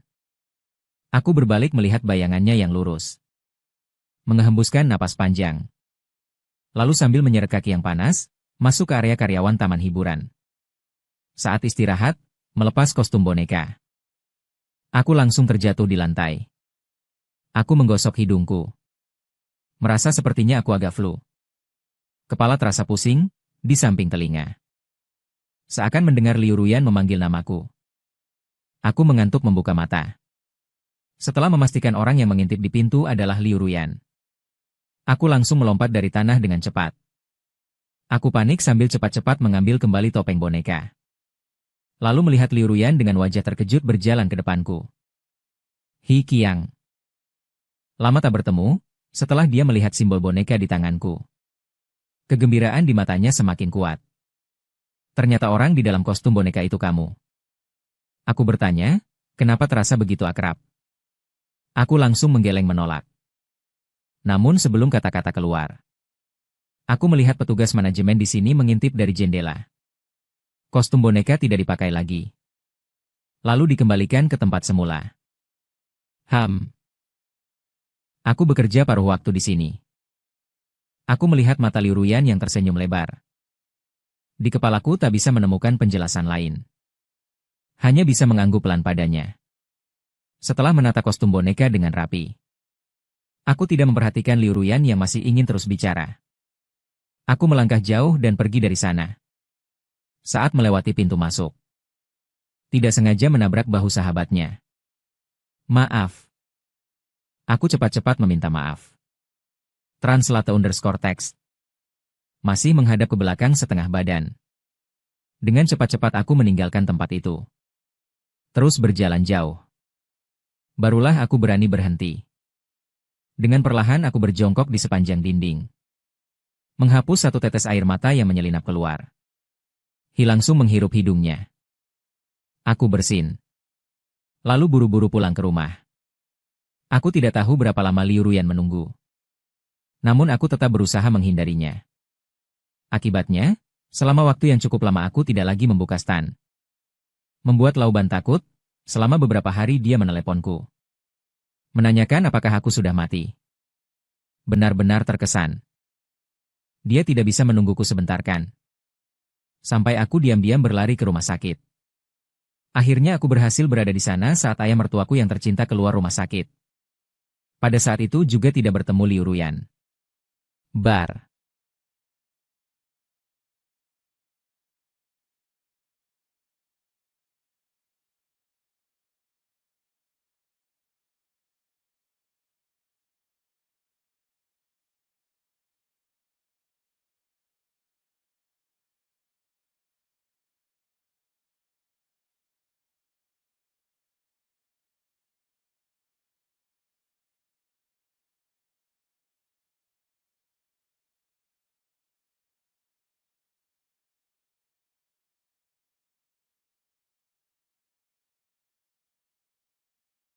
XML.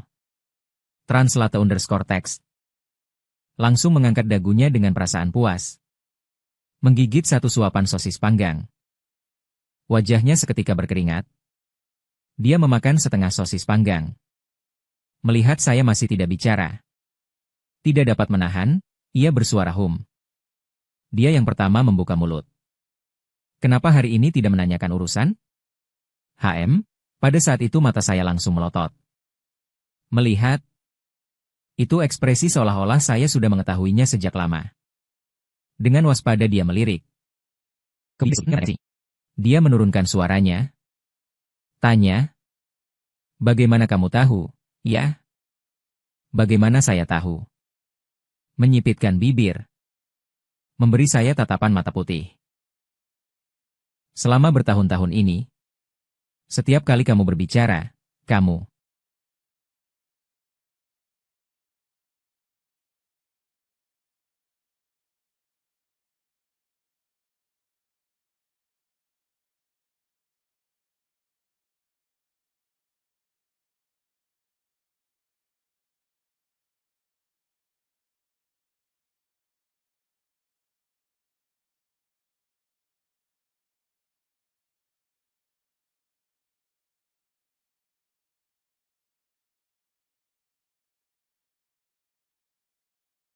Saya menyentuh kanopi penahan salju. Saat saya bersiap dengan keras untuk meraihnya, tiba-tiba di depanku muncul seorang kenalan. Lama tak berjumpa. Liu Ruyan berdiri di salju. Dia mencondongkan kepalanya dan tersenyum padaku. Dia menarik syal, menunjukkan pipi yang membeku memerah. Hanya dalam beberapa detik. Segera di atas kepalanya turun lapisan salju tipis. Liu Ruyan. Bagaimana kau? Aku belum sempat terkejut. Kenapa dia tiba-tiba muncul di sini? Begitu melihat darah di rambutnya. Saat aku menyadari, orang itu sudah mengangkat kanopi itu berdiri di samping Liu Ruyan. Liu Ruyan menengokku dengan alis melengkung. Dia tetap cantik meski tanpa riasan. Aku merasa pipiku agak memerah. Sialan. Dingin banget di musim dingin ini. Kenapa kamu tidak bawa payung malah keluar? Aku hampir mengucapkan lebih banyak kata. Untungnya terhenti tepat waktu. Menelan semua kata selanjutnya. Liu Ruyan melirik pangganganku yang berlumuran darah. Lalu menatapku lagi. Serpihan salju di bulu matanya telah mencair menjadi tetesan air. Dia melangkah satu langkah lebih dekat ke arahku. Hatiku berdebar sesaat. Aku datang untuk mengucapkan terima kasih. Terima apa? Aku mengucapkan terima kasih atas kesaksian itu. Liu Ruyan melepas syal. Menyelimutkannya di lengan. Menampilkan lehernya yang putih bersih. Aku mengucapkan terima kasih kepada orang yang membantu merebut kembali dompetku. Terima kasih kepada yang berusaha keras mengirimkan biaya pengobatan untuk ayahku. Terima kasih kepada boneka setengah jalan yang menghiburku. Juga terima kasih kepada yang memberikanku bunga. Dia mengucapkan serangkaian terima kasih panjang. Setiap kalimat yang diucapkannya membuat jantungku bergetar. Aku tak berani menatap matanya. Langsung menatap. Pandangan kering menatap lurus ke Liu Ruyan. Kepalaku miring. Aku tidak sengaja bertemu tatapannya. Benarkah? Kamu mungkin salah mengira orang. Liu Ruyan. Kata-kataku belum selesai. Teman dekatnya tiba-tiba muncul entah dari sudut mana. Memegang dua payung di tangannya. Dengan gaya seolah detektif terlahir kembali. Dia tersenyum sambil mengangkat sudut bibir. Mengeluarkan ponsel dari saku. Mau lihat rekaman CCTV kota itu. Mau dengar kesaksian pemilik taman bermain. Juga ingin merasakan sesuatu keluar dari taman bermain. Dia mengucapkan sekali. Lalu menarik keluar pemilik yang mengerut di sebelahnya. Butuh saksi manusia. Pikiran saya berdengung. Sesaat itu tidak tahu harus berkata apa. Hanya bisa menatap mata yang menghindar dari bos lama. Liu Ruyan. Kamu terlalu banyak berpikir. Aku hanya kebetulan bekerja di sana. Masih terlalu banyak berpikir. Teman dekatnya dan bos lama bersuara serempak. Mereka mengerucutkan bibir. Wajah mereka jelas menunjukkan ekspresi, aku tidak percaya padamu sama sekali. Mereka berdua begitu ribut. Liu Ruyan malah tersenyum. Dia menggerakkan matanya. Aku menatap mataku. Dengan setiap kata terasa terhenti, aku berkata.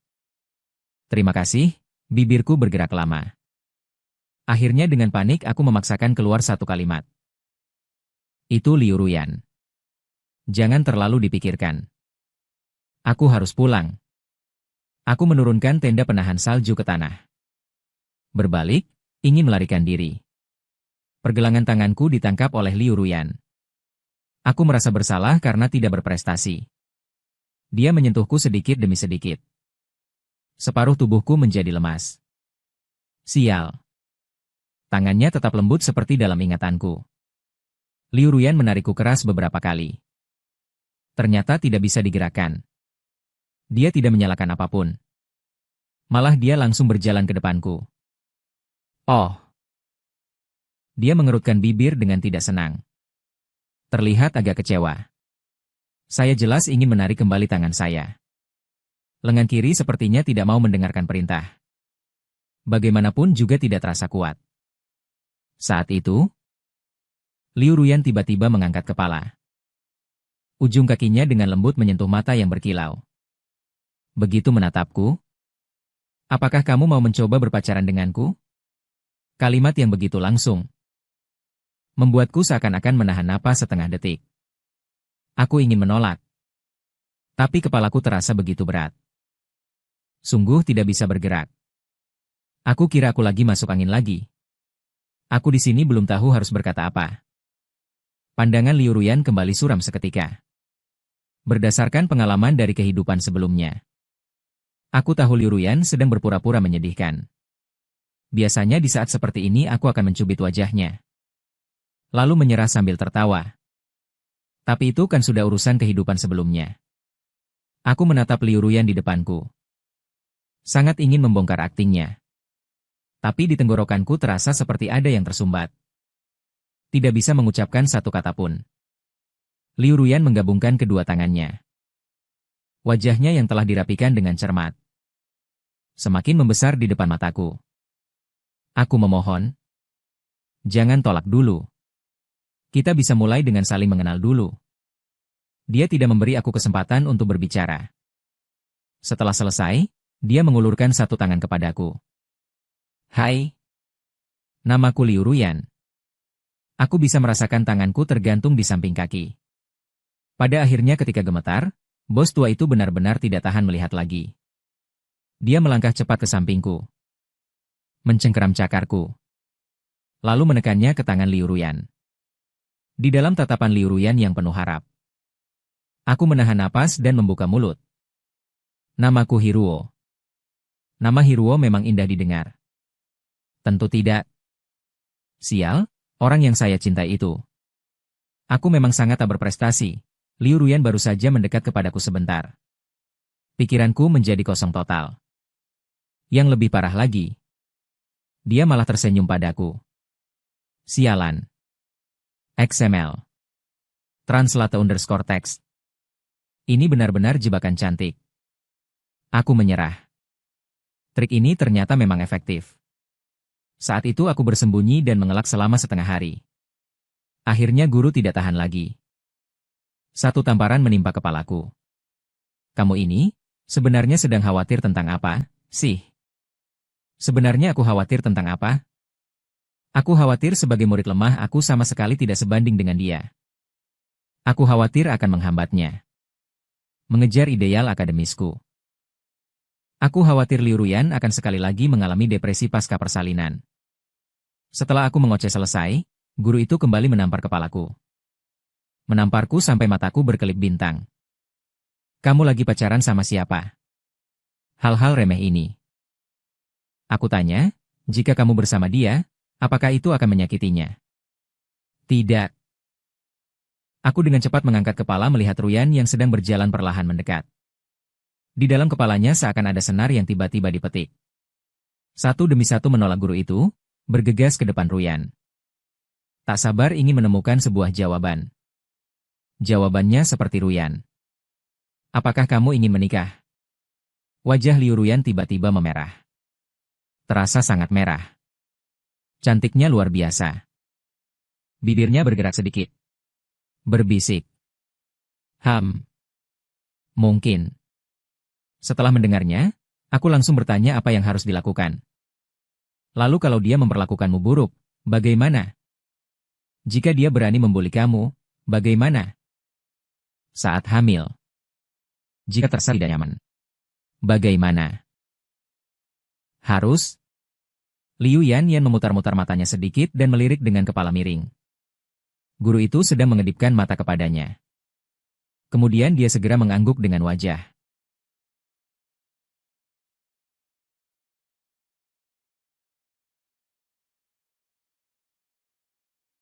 Dengan sopan menanyakan. Apakah semua itu tentang saya? Tidak.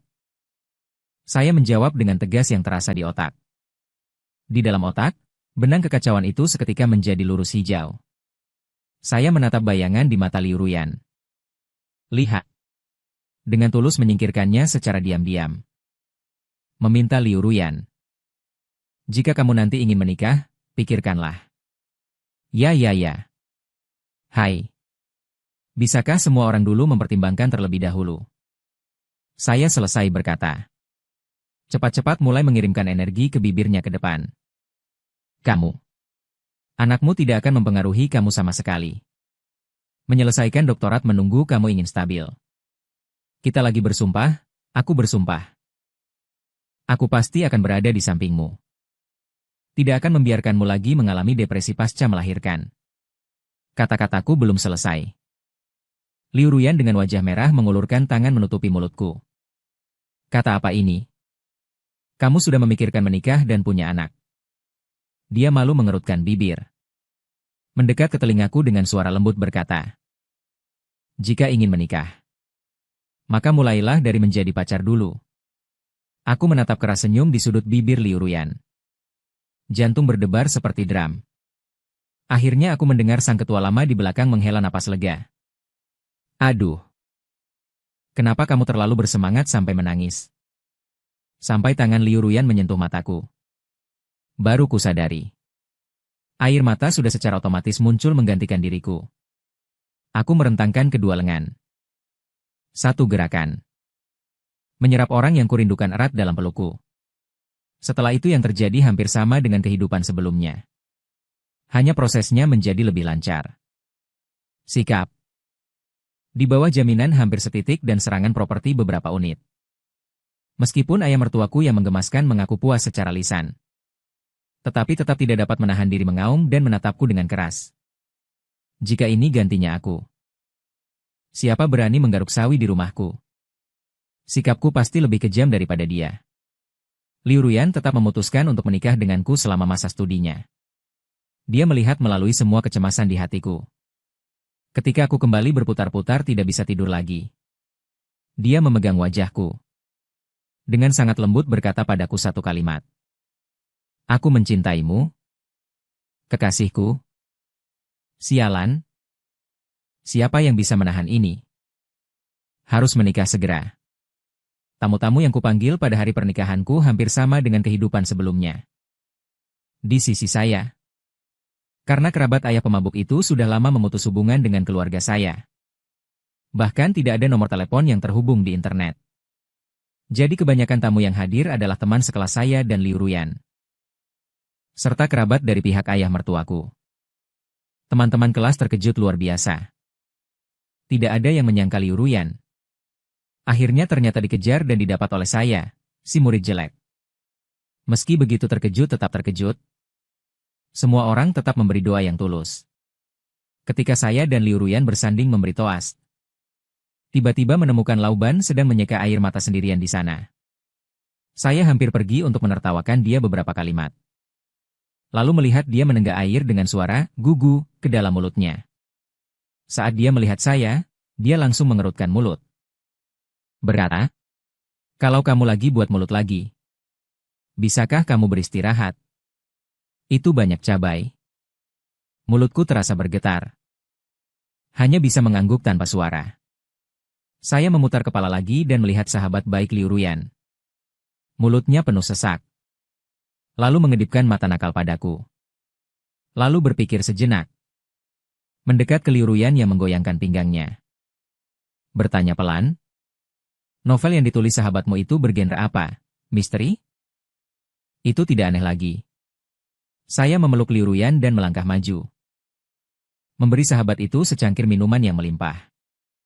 Meskipun saya sudah melakukan semua langkah pencegahan. Tapi Liu Ruyan tetap berhasil hamil tepat pada waktunya, tak berbeda dengan kehidupan sebelumnya. Saya sedang merasa aneh. Tanpa sengaja melirik tatapan kecil Liu Ruyan yang menggemaskan. Baiklah. Memang pengamanan tidak cukup banyak. Pencuri di rumah susah dicegah. Seperti di kehidupan sebelumnya. Liu Ruyan tetap bertekad melahirkan anaknya.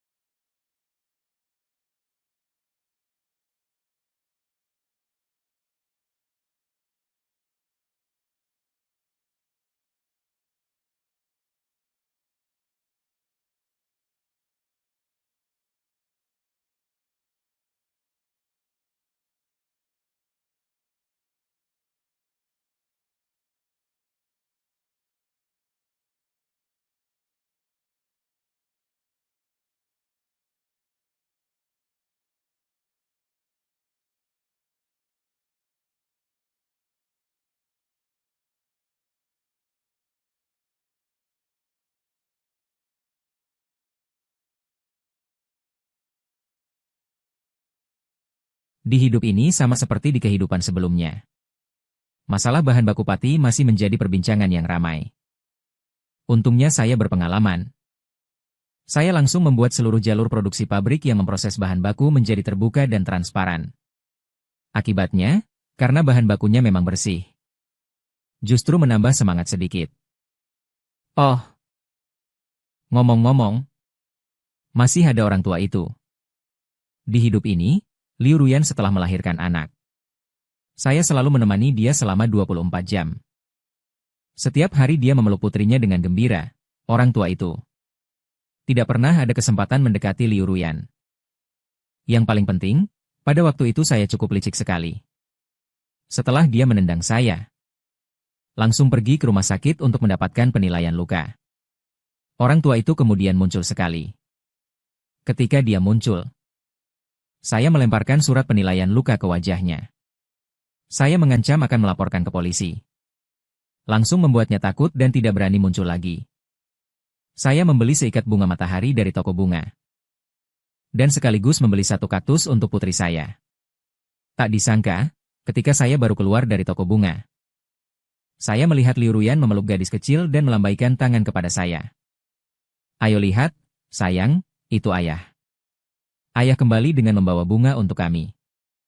Saya dengan mata berair mengambil anak perempuan dari pelukan Liu Ruyan. Mengangkat bunga matahari ke depan wajah kecilnya. Lalu pulang ke rumah untuk memasak bagi kalian berdua. Malam itu, saya memeluk Liu Ruyan ketika tidur setengah mengantuk. Tiba-tiba terasa seperti dia mencium saya. Apa yang terjadi? Saya menyentuh kepalanya dengan kepala saya. Sangat mengantuk. Saya samar-samar mendengar dia berkata di telinga saya tentang urusan kehidupan sebelumnya.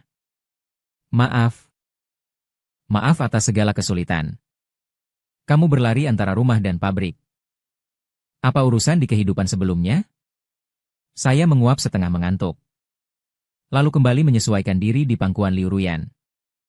Merasakan wajahku sepertinya sedikit basah, tidak terasa lelah. Saat itu kamu hanya sakit. Mata Liu Ruyan langsung terasa perih. Dia melihat kekasihnya yang sedang tidur nyenyak di depannya.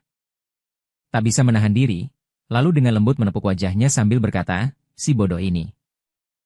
Di kehidupan ini, sejak awal, aku masih memikirkan dia dari jauh. Syukurlah aku punya pandangan yang baik. Gigih dan terus-menerus. Tidak melepaskan. Saat mengingat hal-hal di kehidupan sebelumnya, Liu Ruyan kehilangan rasa kantuknya. Dia dengan tangannya sendiri perlahan keluar dari selimut. Membantu dia merapikan selimutnya. Lalu duduk di tepi tempat tidur dan menyalakan ponselnya. Melihat foto-foto yang diambil dulu di taman bermain. Hampir di setiap sudut setiap foto dapat ditemukan bayangan beruang boneka. Liu Ruyan membalik foto satu persatu. Tertawa sambil tertawa, air mata pun mengalir. Jari tangannya berhenti pada foto terakhir. Itu adalah sudut pandang dari atas. Beruang boneka di foto itu canggung meniru hatimu. Bodoh ini. Tidak mengherankan bahwa di kehidupan ini aku masih akan terjatuh ke tangannya. Orang di sebelahnya memutar badan. Di sebelahnya menyentuh sambil bingung memanggilnya, istri. Aku di sini, baru saja ke toilet.